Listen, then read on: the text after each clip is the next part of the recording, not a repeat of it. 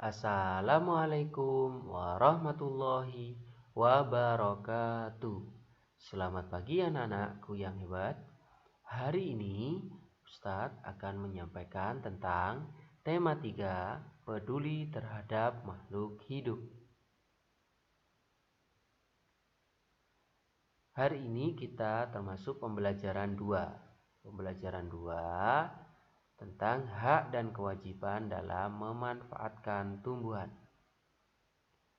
Manfaat dari tumbuhan dapat dijadikan bahan makanan dan sebagai penghasil oksigen. Jadi tumbuhan bisa dimanfaatkan, bisa dikonsumsi oleh manusia, kemudian juga memberi manfaat, memberikan oksigen kepada manusia. Kita berhak memanfaatkan tanaman untuk memenuhi kebutuhan kita. Namun, kita juga memiliki kewajiban untuk memanfaatkan tanaman dengan bijak. Kita boleh memanfaatkan tumbuhan, tapi digunakan seperlunya dan tidak merusak lingkungan. Contoh hak dan kewajiban memanfaatkan tumbuhan. Buku tulis. Saya contohkan buku tulis. Buku tulis berasal dari serat kayu pohon yang diolah. Kita mempunyai hak untuk menggunakan kertas untuk menulis. Tapi kita juga mempunyai kewajiban menghemat kertas agar tidak banyak pohon yang ditebang. Jadi kita harus menghemat kertas ya anak-anak. Karena ternyata kertas itu bahan bakunya dari serat kayu pohon. Tetapi pada saat ini juga ada alat-alat canggih yang mengolah daur ulang dari buku-buku yang tidak terpakai. Kemudian dicetak kembali. Ya. Itu menjadi hemat. Nah, setelah kita tadi mempelajari tentang hak dan kewajiban, hari ini kita juga pembelajaran 3, mempelajari tentang bagian-bagian tumbuhan. Yang pertama, bagian daun. Bagian daun itu adalah bagian tumbuhan yang berbentuk lembaran dan tumbuh pada cabang-cabang batang. Kemudian ada batang. Ini kalian bisa lihat di video itu, di gambar apa yang saya sampaikan, bahwa ada panahnya ya, itu sudah sesuai begitu ya. Dan amati. Kemudian ada batang, bagian tumbuhan yang berada di atas tanah. Kemudian ada akar, bagian tumbuhan yang tertanam dalam tanah atau beberapa ada di atas permukaan tanah. Akar, bagian tumbuhan yang tertanam dalam tanah atau beberapa ada di atas permukaan tanah.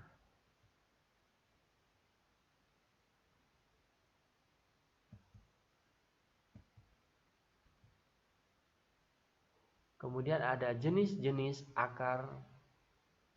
Akar ada akar serabut.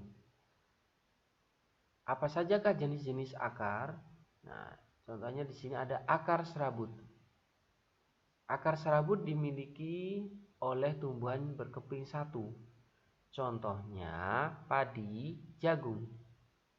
Akar serabut berbentuk seperti serabut dan berukuran kecil. Akar tunggang. Akar tunggang dimiliki oleh tumbuhan berkeping dua. Contohnya mangga, jambu. Akar tunggang terdiri atas satu akar besar dan akar-akar lain merupakan cabang dari akar utama. Fungsi dari akar: menyerap air dan zat hara dalam tanah. Kemudian menguatkan berdirinya tumbuhan pada tempat tumbuhnya dan menyimpan cadangan makanan.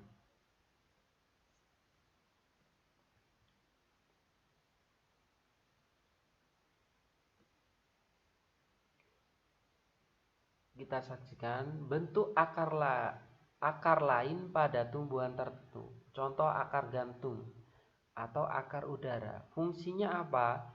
Fungsinya mengambil uap air dari udara. Contohnya pohon beringin seperti gambar. Kemudian ada akar napas. Fungsinya untuk bernafas dan mengeluarkan zat tertentu seperti garam. Contohnya apa? Pohon bakau jenis api-api.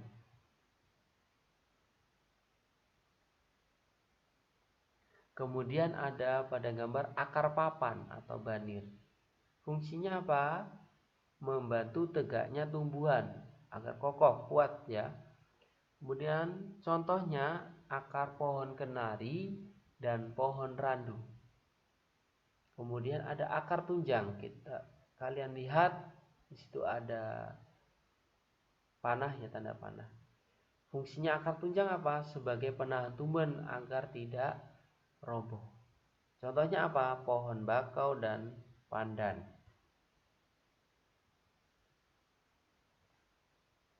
Kemudian ada batang, bagian tumbuhan yang berada di atas tanah.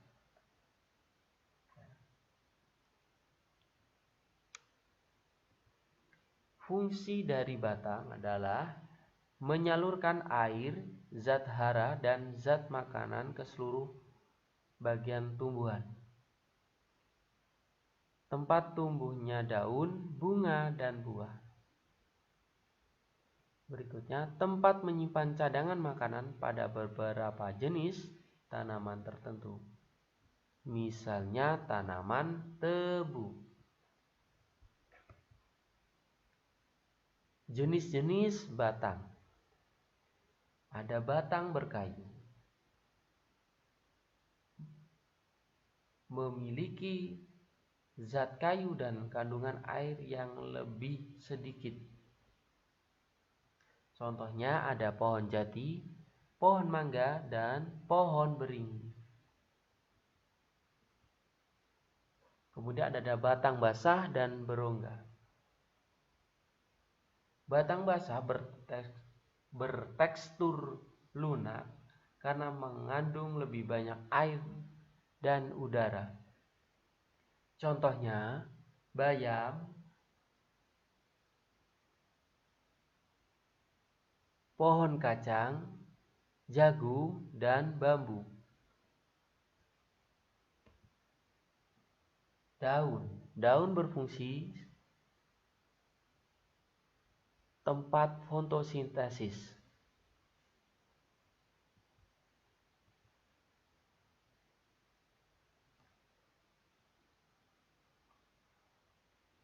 Fungsi dari daun sebagai tempat fotosintesis. Apa itu fotosintesis?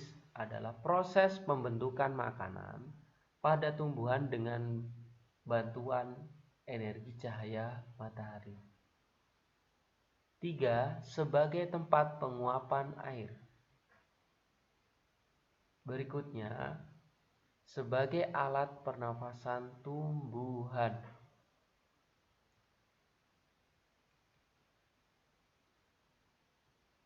Daun dibedakan berdasarkan tulang daun.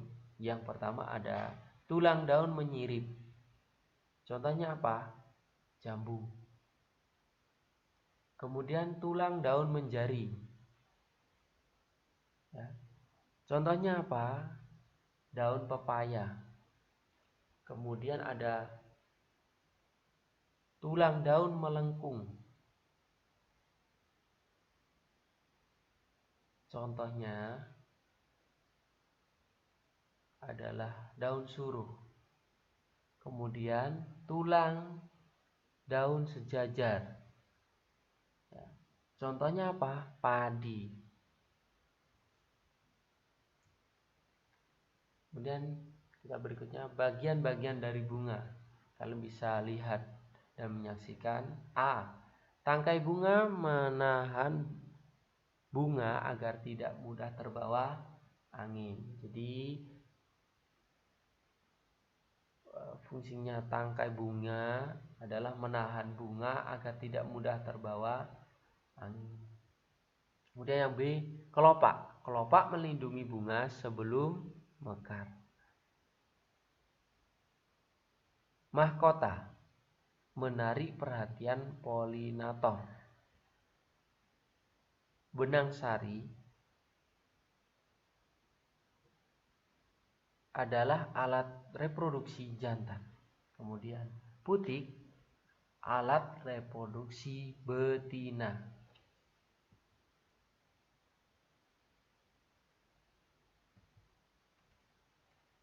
Sini ada daging buah, biji, dan kulit buah.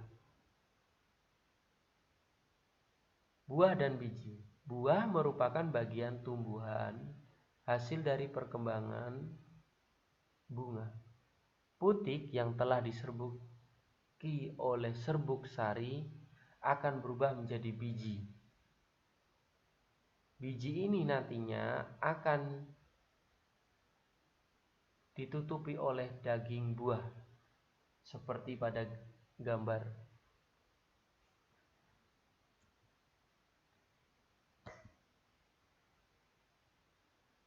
Terima kasih anak-anak. Wassalamualaikum warahmatullahi wabarakatuh.